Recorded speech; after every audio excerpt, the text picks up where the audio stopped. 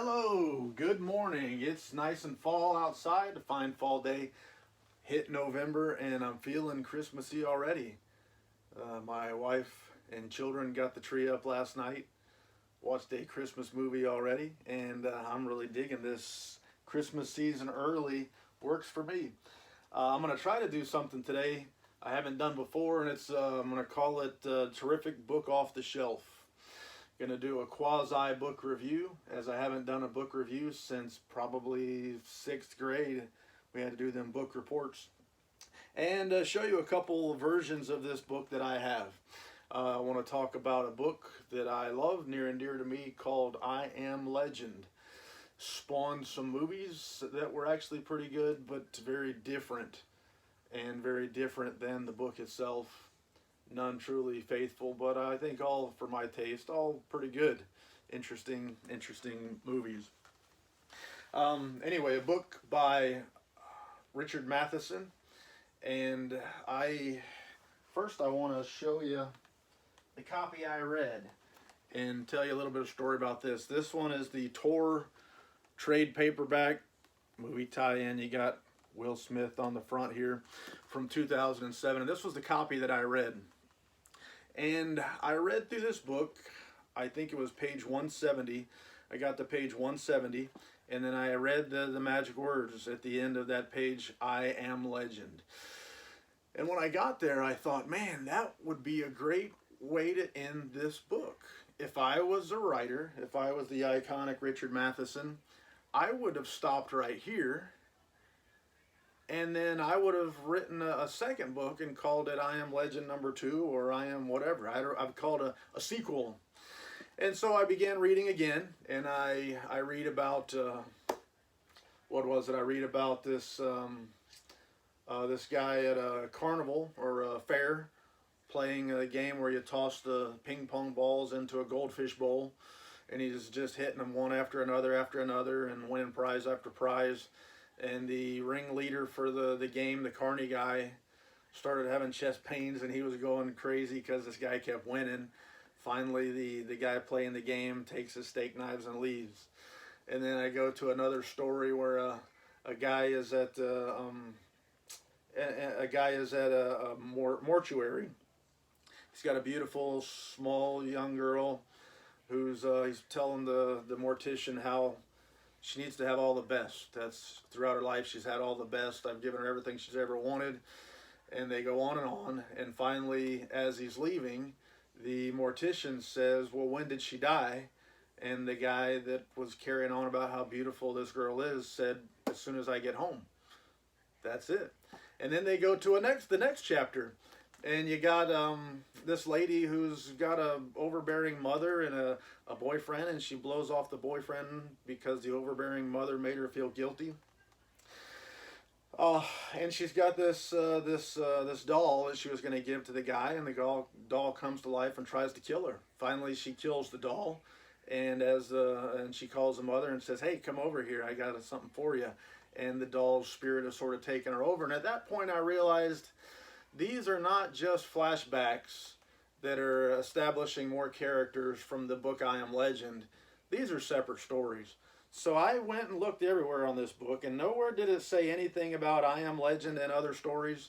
But when I got to the table of contents, I realized I Am Legend was the first book, and then each one was short stories, novellas, and all that. And I said, oh, come on. So I'd finished the book. What I thought was the end, I had already finished. I loved the book, phenomenal. A little bit about the story. Robert Neville, like I said, much different than the movies. Robert Neville is the last man on Earth, and he's dealing with a vampire, quasi-vampire. I love you too, buddy. Quasi-vampire and zombie beings that have taken over the Earth, and he is, at least what he thinks, is truly the last man on Earth. And he's living a life, a very lonely life. By night, these vampires are trying to get in and get to him. And he's got this old nemesis, Ben Cortman, who has become his nemesis, his one-on-one. They've got this feud going on. He tries to find Ben Cortman in the daytime, but Cortman always hides. And then that's not until the end of the book when he figures out where Cortman was finally hiding. But anyway, he's going through what becomes a very monotonous and almost pointless existence. He realizes that just living is not good enough. He's got to have ambition. He's got to have some drive, something to motivate him to move on. He'd spent lots of time trying to kill off the vampires, and he found that the more he killed, the more that came. Every night they'd come to his door trying to get in. He'd become very much a procrastinator. He'd come up with these things: I've got to get done. I've got to insulate the house so I can sleep and things like that. And the next day would come and he would do none of them. And then he sees a dog running out through the street, and he tries to make friends with the dog. And later he sees a lady running through the street, and he tries to make friends with this lady. But as the story goes, he finally come to some ambition, some motivation to find out what this disease is, what this germ is, what drives it, how does it work, and try to find a cure. That becomes his ambition. He wants people again. So he tries to find a cure for the disease. And I won't spoil the end, but like I said before, the story's been out a long time. You should read it. But like I said before, the story ends with those magic words, "I am legend," and a very impactful story. A lot of folks describe it as being terrifying. I don't know why, but I never really saw it as terrifying. I never was really scared by Richard Matheson's story here. What I did find was that it was a very interesting, almost fantasy sort of a thing for me, to be able to run around the city with nobody in the city. I always thought it'd be cool just to go touring buildings, touring homes, just as they were, but nobody's there. It was mine. I had to run of all this town. I always thought that was interesting and neat. And then also the loneliness of it comes through. That truly being alone. And some of us long for a chance to be alone for a little while. But at some point, you want those people back in your life, and to him, that's never going to happen. So you get that loneliness, you get that despair, where all he does is drink. He cares about nothing. He just drinks, and that hopelessness that comes with it. And then finally, motivation and ambition that helps him to kick those habits, gives him hope. And such. So those are some of the impacts from the story for me. A lot of people say it's terrifying. To me, I wasn't on that. I didn't really get that feeling from it, but I loved the book. And like I said, I liked a lot of the movies. So one of the copies of this book that I hold dear, near and dear, and it was the first one that I got, is the Gauntlet Publications signed and numbered version. This one is signed by Richard Matheson. It's limited to 500 copies, like I said, from Gauntlet. What I understand is that Richard Matheson had a big hand in the Gauntlet productions, and one of the things that he insisted upon was that they be very simple. He didn't seem to care about fancy looks, fancy dust jackets, fancy pictures. He wanted to be as simple as possible, and I get the impression that he just wanted the work to be what the focus was. And so, as you see here, we'll open it up. Look at our cover. Just the basic gold embossed signature from Richard Matheson on the cover. Nice slipcase. And for me, one of the things that made this one great was that it is what I tend to like. It's signed by our author. It's numbered. This one's number 16 of 500 copies. Also signed by Dan Simmons, George Clayton Johnson, and Dennis Etchison. And really, truly a no-frills release of the book. Dennis Etchison writes the afterword for this book. Dan Simmons writes the introduction. So you get a lot of good stuff, but by looks, by design, It's a simple book. To me, it looks great. Whoever said simple isn't terrific, and I like simple. Sometimes I like fancy too. So there's this one.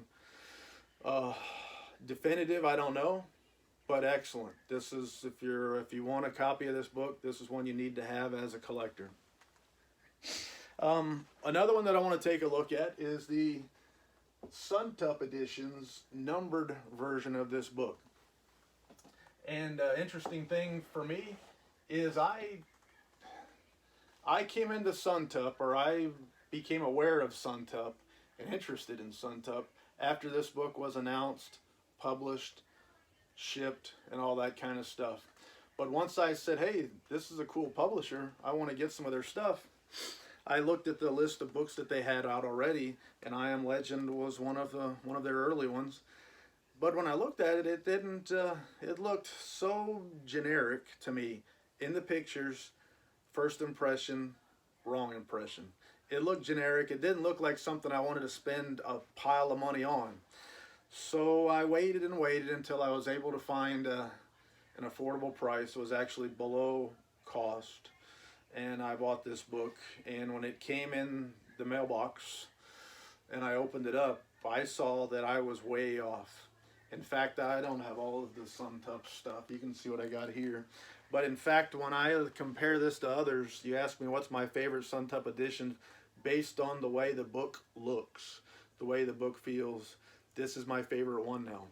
The spine that I thought looked so plain and generic, this quarter vellum spine, it's I think it's calfskin, some type of thin leather.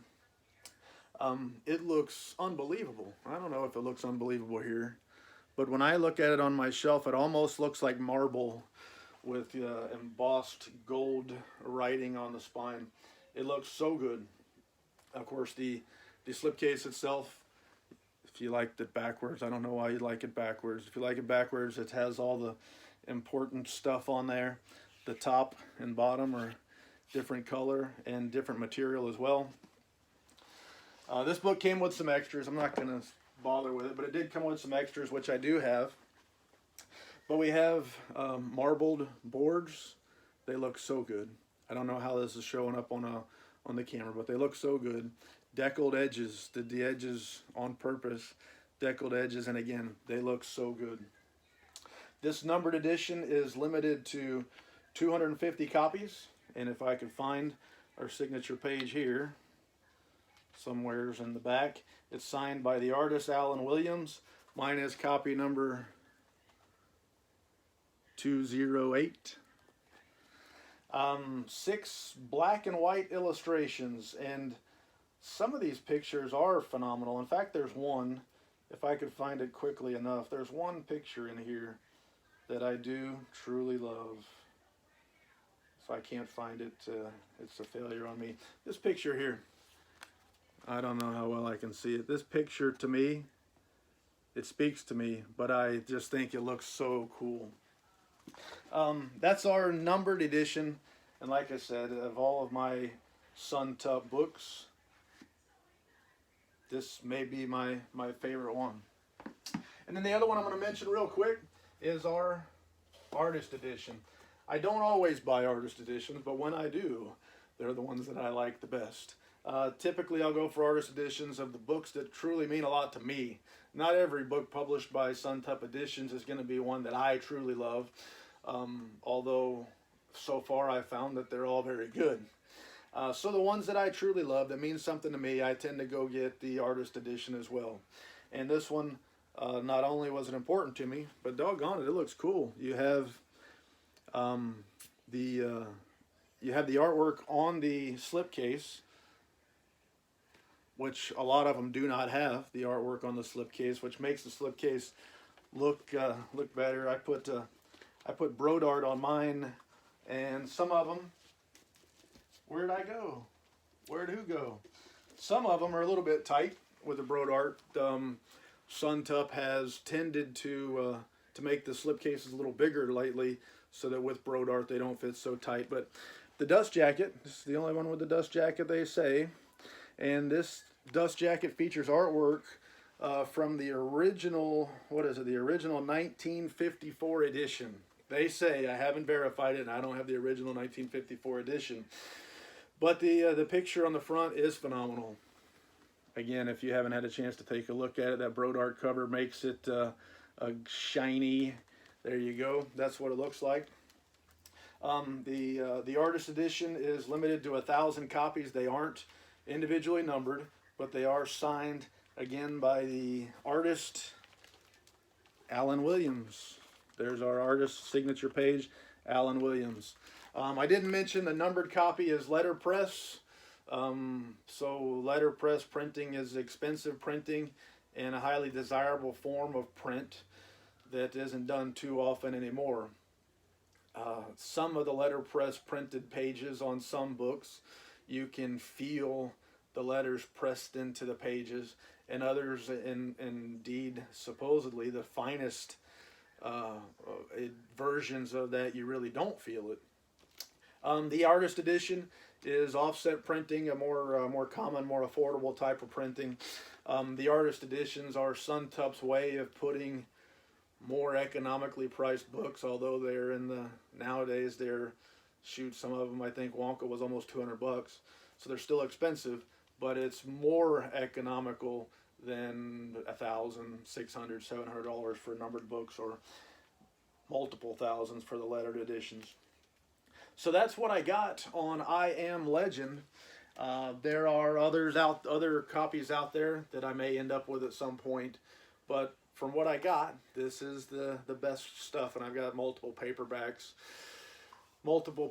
versions of it with better artwork than the movie tie-in, but that's the one I read. And if you get a chance to get this movie tie-in version or any of the other versions that have the other stories, I do recommend it, because Richard Matheson is a very famous novelist. He's written some unbelievably awesome novels, and some that I have in my collection as well. But I think he was more prolific as a short story writer, and he's impactful. He can get a big point in a few number of pages.